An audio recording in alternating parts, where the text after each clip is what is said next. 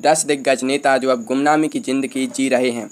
Number 1, Lal Krishna Advani, भारतीय राजनीति के भीष्म पितामह और बीजेपी के असली आयरन मैन। एक दौर था जब आडवाणी जी का रथ जिस शहर से गुजरता था वहां की ट्रैफिक और राजनीति दोनों जाम हो जाती थी। 2009 में ये पीएम पद के पक्के दावेदार थे, लेकिन 2014 के बाद राजनीति में अपडेट क्या आया?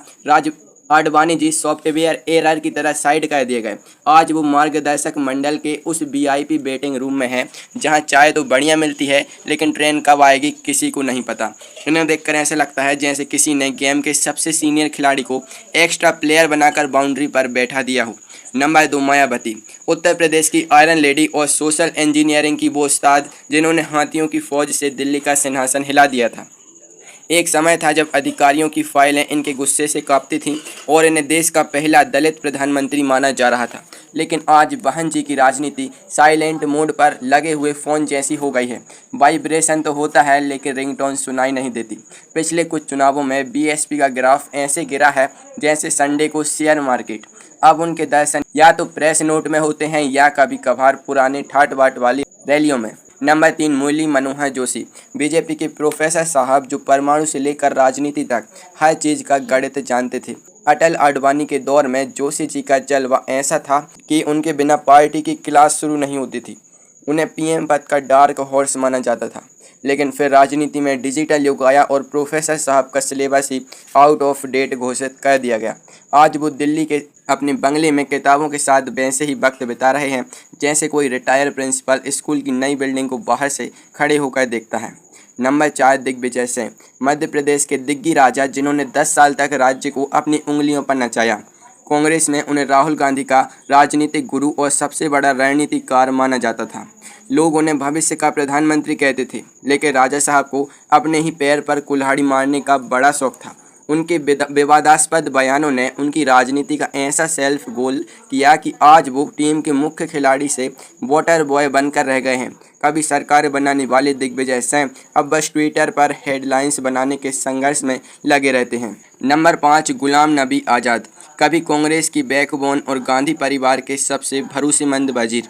आज़ाद साहब का रुतबा ऐसा था कि कश्मीर से कन्याकुमारी तक उनकी एक कॉल पर काम हो जाते थे, लेकिन जब उन्होंने कांग्रेस के पुराने घर में बदलाव की बात की तो उन्हें घर से ही आज़ाद कर दिया गया। उन्होंने अपनी नई पार्टी तो बनाई, लेकिन उसका हाल ऐसा है जैसे कोई बिना नेटवर्क के नया सिम कार्ड ले आया हो।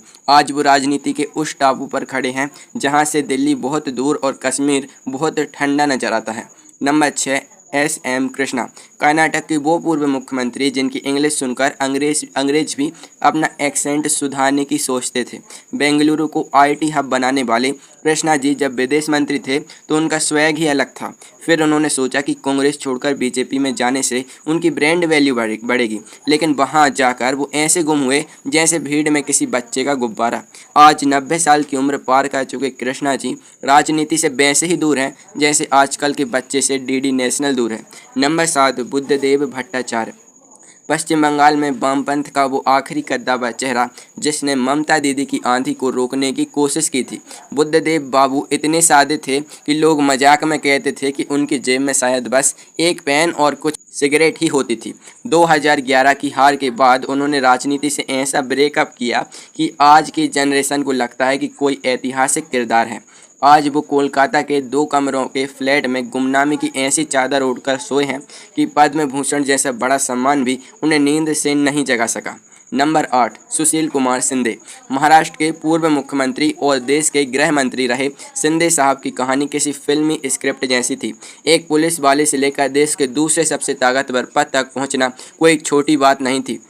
कांग्रेस में उन्हें दलित पीएम के विकल्प के तौर पर देखा जाता था, लेकिन चुनाव हारने के बाद शिंदे जी अब सोलापुर की राजनीति में वैसे ही सीमित हो गए हैं जैसे लैपटॉप के बैग में रखा हुआ पुराना माउस। अब उनका नाम केवल पुराने किस्सों और रिटायर नेताओं की लिस्ट में ही चमकता है। नंबर 9, शंकर सिंह वाघेला, गुजरात की राजनीति के असली बापू। ये वो खिलाड़ी है जिन्होंने मोदी शाह के दौर से पहले गुजरात में बीजेपी के पसीने छुड़ा दिए थे।